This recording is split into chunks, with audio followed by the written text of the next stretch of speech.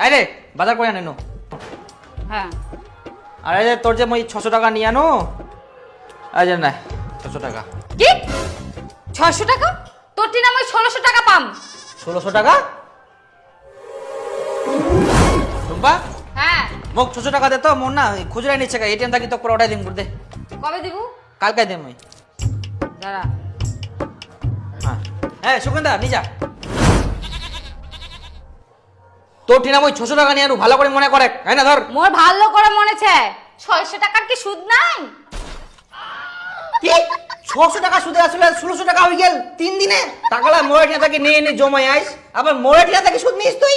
আমি যেখান থেকে টাকা নেই না কেন, তুমি আমার কাছ থেকে টাকা নিছো, তুমি সুদে আসলে টাকা আমাকে ফেরত দিবা।